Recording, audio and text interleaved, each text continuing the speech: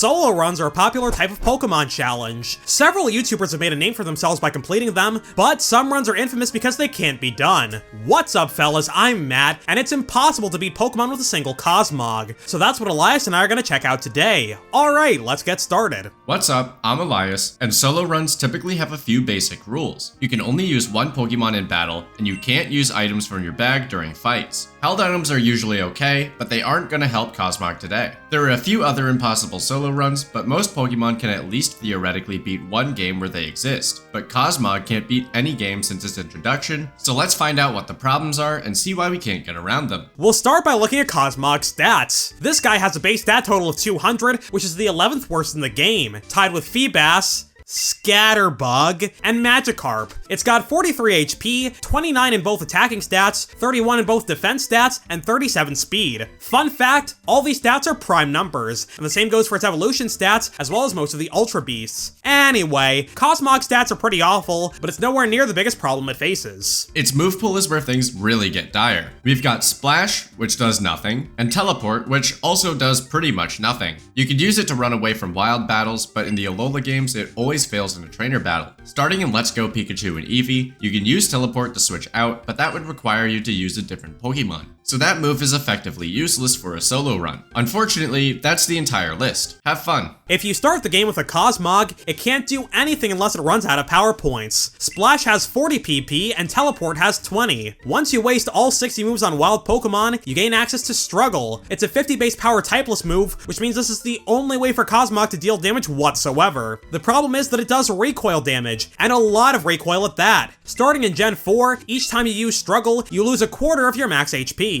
So with that in mind, let's take a look at Alola's Elite Four. Don't get us wrong, getting to this point with Cosmog only would be miserable. But even if you assumed someone did it, we'd still run into problems. When you stub your toe every time you attack, you're in a lot of trouble. We'll start with Hala. He's a fighting type specialist, which most psychic types would match up reasonably well against. But we're using a Cosmog, so we don't get nice things. Since we don't learn any psychic type stab attacks, we can't deal super effective damage to his Pokemon. Personally, I stub my toe 50 times a day. It's a real problem. You should, see a doctor about that, man. I feel like that goes beyond the realm of medicine. I need to get, some kind of psychic on the horn.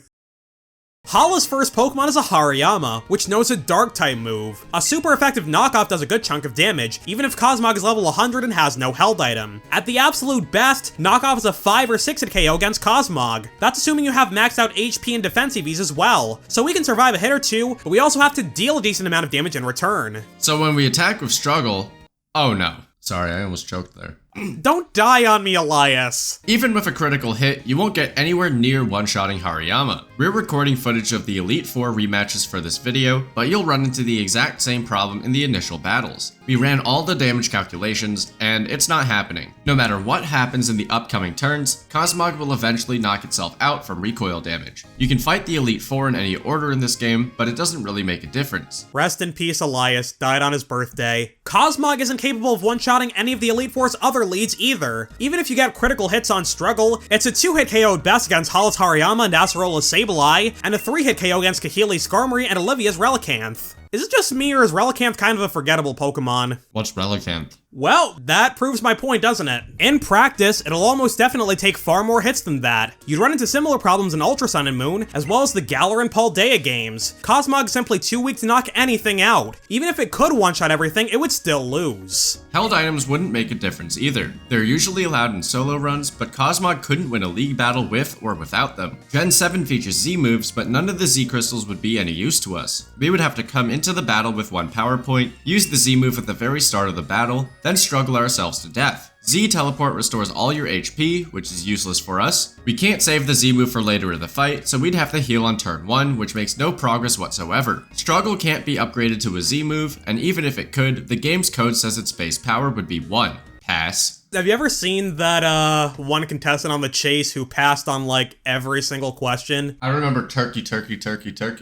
Family fortunes, yeah. You could bring a healing item like leftovers, a shell bell, or a berry, but the recoil damage from Struggle is too much to handle, especially considering how often you'll be getting hit on top of that. The Rocky Helmet can deal chip damage if you get hit by a contact move, but many Pokemon in the game don't know any of those. Kukui's Magnezone's attacks are all special, and his Ninetales knows Dazzling Gleam, Blizzard, and Ice Shard. That last Plus One is a physical move, but it doesn't make contact. If you boost your damage with a life orb, you can make more progress in the short term. It raises the damage you deal by 30%, but it also deals additional recoil damage, which we can't afford. The Choice Band gives you a 50% boost, but that won't get the job done either. Heck, even if we went back in time and brought the mother flippin' Berserk gene back from the dead, Cosmog would still be screwed. That item only exists in Gen 2, and it sharply raises your attack in exchange for 256 turns of confusion. Even if you never got hit by an attack and never hit yourself in confusion, you would still never beat the game, because Cosmog would knock itself out with Struggle. It simply doesn't matter what your stats are when that's the only move you can use. Even if we use Z-Splash to boost Cosmog's attack by 3 stages, Struggle would still be the bane of our existence. To understand why this move works the way it does, we have to go all the way back to Gen 3. In these games, if both players have a Wobbuffet holding leftovers on the field, the battle will never end. Their ability Shadow Tag prevents opponents from switching, so in this case these bozos are trapping each other. The only way for the Wobbuffet to attack each other is with Struggle, which won't deal nearly enough damage. In this game, the recoil is 1/4 of the damage you dealt. Leftovers heal more damage than Struggle can deal, so neither Wobbuffet will ever faint. I just put a pretzel bite in my mouth. Give me a second. You can talk with food in your mouth. We're not at the dinner table. You don't have to have manners on YouTube. But I do, so. In Gen 4, Shadow Tag and Struggle were both nerfed to prevent infinite battles. 2 Shadow Tag users can't trap each other anymore, but that's not relevant for today. But now that you lose 1/4 of your total health from Struggle, a Wobbuffet on Wobbuffet showdown would end pretty quickly once one of them runs out of power points. So what does that all mean for Cosmog today? Well, Struggle's nerf means that it simply can't beat teams of 6 Pokemon. Each champion has a full team, so Cosmog would knock itself out from all the recoil damage it takes. There's a dog outside going absolutely bonkers, and I'm just gonna hope that, I can't hear it. Just because you can't hear it doesn't mean my mic can't. Cosmog can have up to 290 HP,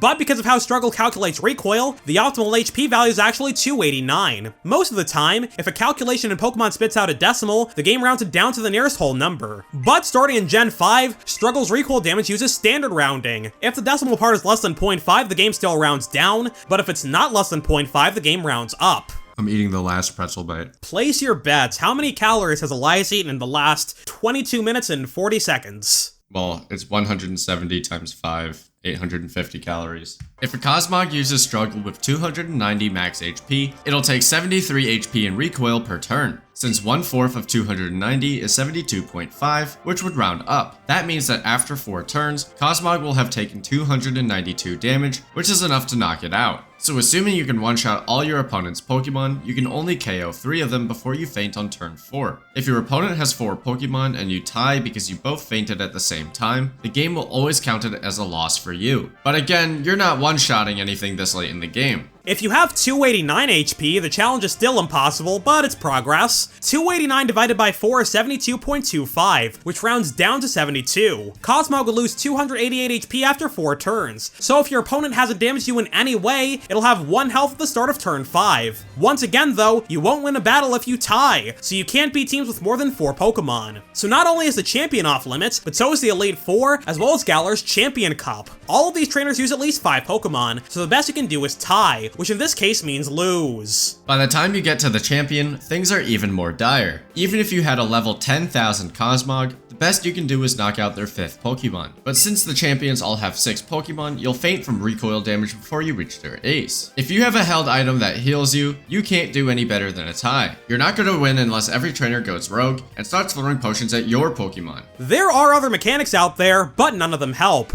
The friendship system was overhauled in Let's Go Pikachu and Eevee, and many of those changes carry over into future games. Unfortunately, these effects are no help for a Cosmog solo run. If your Pokemon's friendship is maxed out, they gain a passive buff that acts like the Focus Band. If you get hit by an attack that knocks you out, you have a 20% chance to survive on 1 HP. Name something people take with them to the beach. Turkey. The first thing you buy in a supermarket. Turkey. A food often stuffed. Turkey.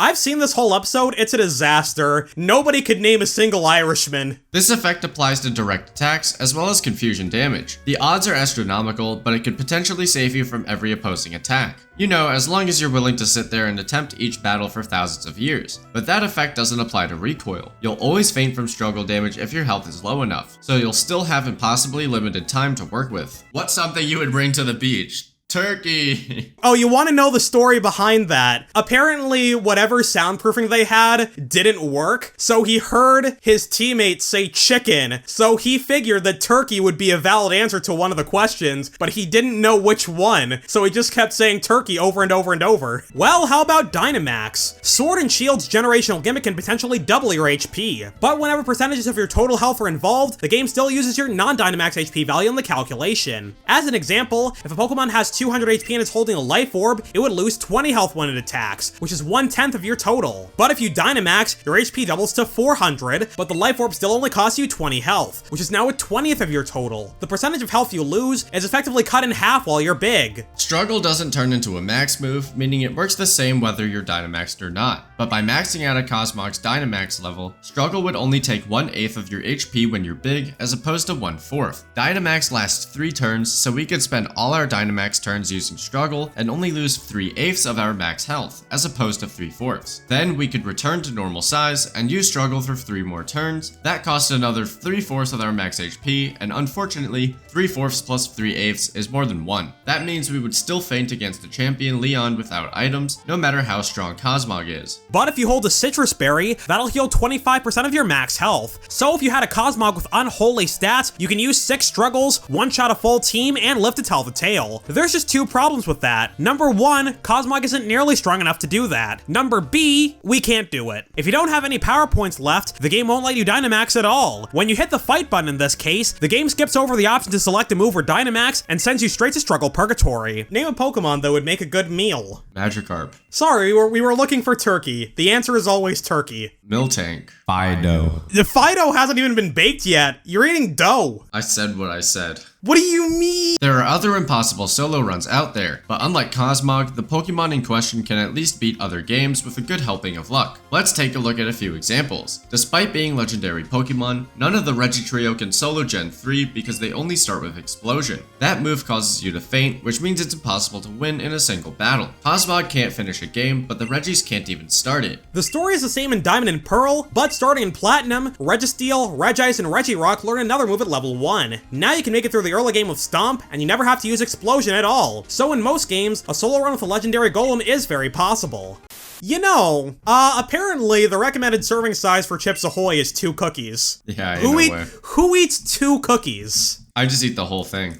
Caterpie can't solo Generation 1 because its only attacking move is Tackle. That's a normal type move, so it can't hit ghosts. In Red, Blue, and Yellow, Struggle is also normal type, so Lavender Town is a complete brick wall. But you can use Struggle to hit all the ghosts there in the remakes, and make it all the way to the Elite Four. JRose11 made a video where he tried to do a Caterpie solo run in Kanto. He failed in Gen 1, as well as Fire Red, Leaf Green. But he was able to win in the Gen 7 remakes, Let's Go Pikachu and Eevee. Since Caterpie has Tackle, you can win most battles without taking recoil damage. But Agatha has ghost types in the Elite Four, which means JRose had to use Struggle during the battle against her. Struggle recoils a quarter of your total health in this game too, which is a pretty big problem. The difference here is that Caterpie only needs to use Struggle 3 times in this battle, since Agatha sends out her Gengar third to last. The run only becomes impossible if you have to use it 5 times. Unlike Caterpie though, Cosmog doesn't have any other moves like Tackle to fall back on. This guy has to rely on Struggle for everything, which is the main issue here. Hello, if we reach 1 billion subscribers by tomorrow, we will do a Cosmog solo run. And by we, I mean Elias.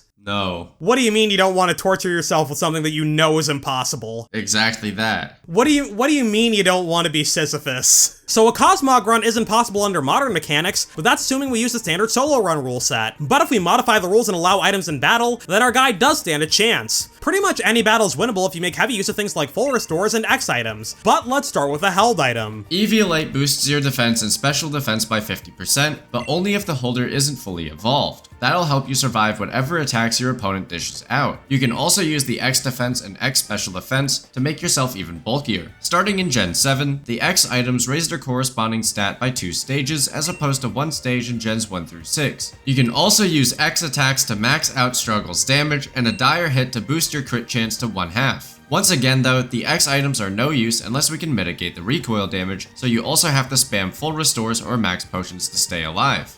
Pretty much any battle is winnable if you make heavy use of your bag. What is that voice? It's like a rich aristocrat, I guess. Yes, like full restores and next items. What do you mean you don't want to push a rock up a hill for all eternity and get ripped beyond belief? Now that you say it, maybe it's good to be Sisyphus. Maybe Sisyphus just wasn't ingenious enough to turn it into something better. Guy from Long Island who thinks his nephew has ruined Thanksgiving. How could you forget about the turkey? You can do Thanksgiving without turkey. Wouldn't be fun, but you can do it. I didn't celebrate Thanksgiving. I ordered 50 wings off of Wingstop. Actually, sorry, I didn't order 50. I ordered 30, and I did eat all of them in one day. Let's record. I think that would be a prudent usage of our time. Now we could just keep talking about turkey. Whose turn is it? Mine. Welp, that's all we got for today. Leave a comment about Pheromosa. Solo runs are some of my favorite things to watch on YouTube, but I don't have the skill necessary to do them quickly, or the patience necessary to complete the hardest ones. So consider this video my small contribution to the world of solo run content. I have some ideas for casual solo runs I want to do on the channel, so be on the lookout for those. As always, shoutouts to our members for supporting the show. We'll see you all next time. Good night, fellas. Sleep well.